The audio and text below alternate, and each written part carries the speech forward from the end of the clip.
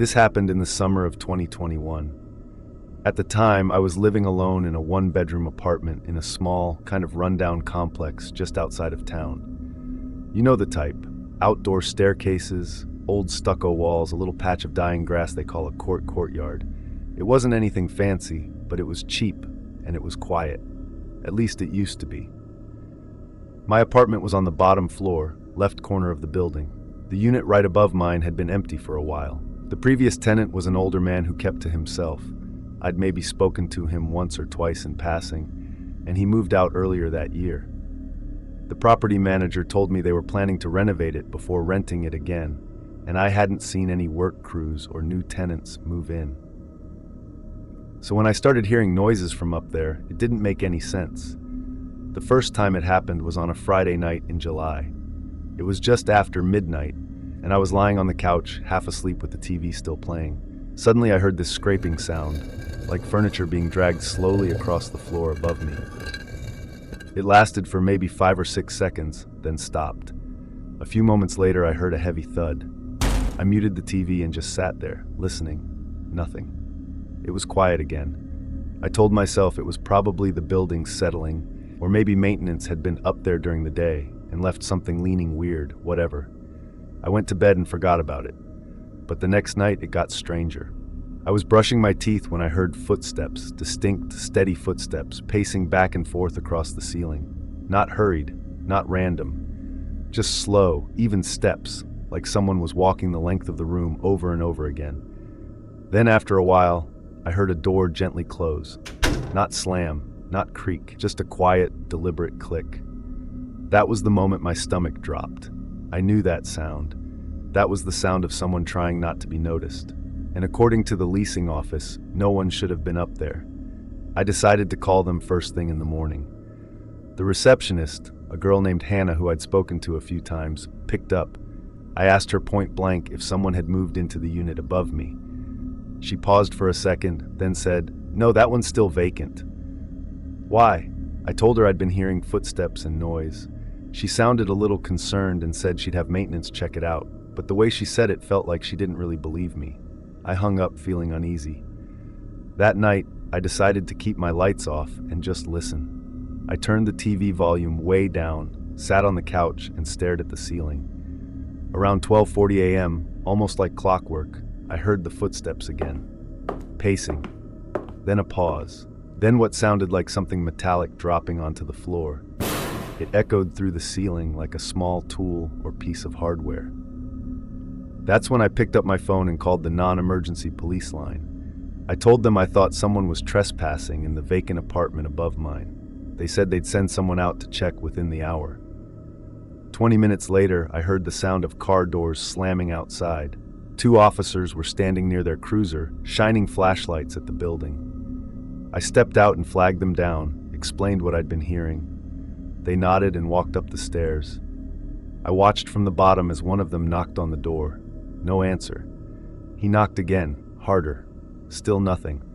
Then they pulled out a key the landlord had given them and opened the door. There was this brief moment where everything was still. Then, all at once, I heard the officers yell something like, "Hey, let me see your hands!" And there was a crash. A man bolted out from inside the unit and tried to run down the stairs, right past me, but the second officer tackled him halfway down and pinned him to the concrete. He looked off. Mid-30s maybe, thin, greasy hair, dirty jeans, and a torn t-shirt. His face was gaunt, and he had this glazed-over look in his eyes, like he wasn't all there. They cuffed him and sat him on the curb while they went back upstairs to check the unit. I couldn't help but ask one of the officers, "Who is he? Does he live here?" The guy shook his head and said, "No. He broke in through a back window. Looks like he's been staying here for a while." I found out later that the man had been squatting in the apartment for at least 2 weeks. He'd stolen a mattress from the dumpster behind a furniture store and dragged it inside. There were empty food wrappers, half-burnt candles, and a few stolen tools. Worst part, they found a set of master keys in his backpack. Keys the property manager had no idea were missing. They were traced back to a maintenance worker's kit that had been left unattended in the laundry room a few weeks earlier.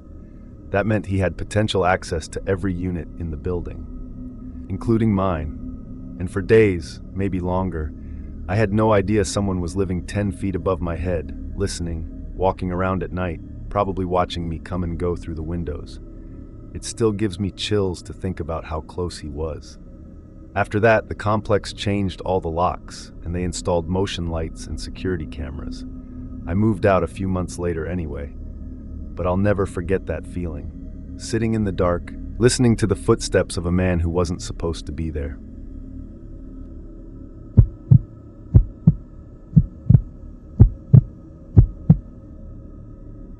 Back in 2018, I lived in a 3-story apartment building just outside a college campus. I was on the second floor, apartment 202, and I liked it. It was cheap, close to work, and quiet most of the time. The apartment directly above me, 302, was vacant for months. I only knew because I asked about it when I moved in. The leasing agent said it had water damage and was under renovation. I never heard anything up there, never saw workers or tenants, until one day someone moved in. I was leaving for work and saw a man in the stairwell, hauling a box. He looked rough, older, late 40s maybe, scruffy, wearing a gray hoodie with the hood up even though it was like 80 degrees. I said hey as I passed, but he didn't respond. Just kind of glanced at me, then looked away. That was the first time I saw him. It wouldn't be the last.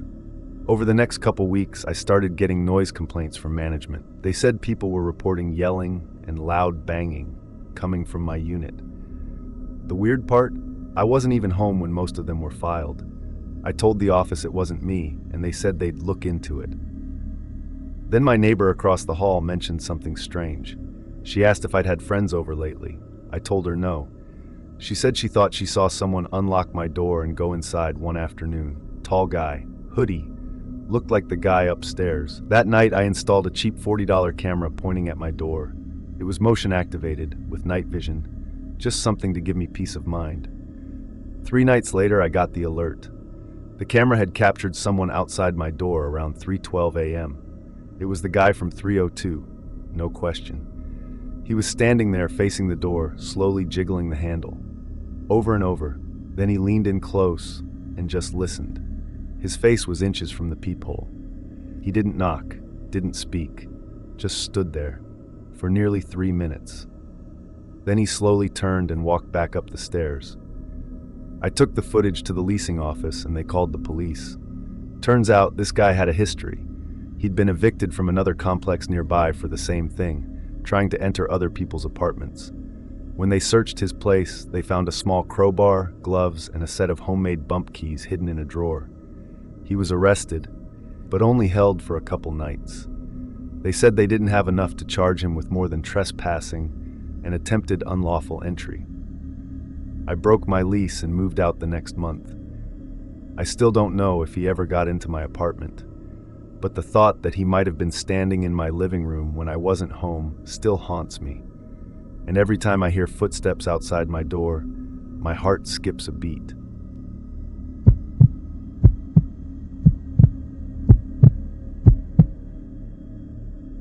This happened in 2022 when I was renting the left side of a duplex just outside of Phoenix.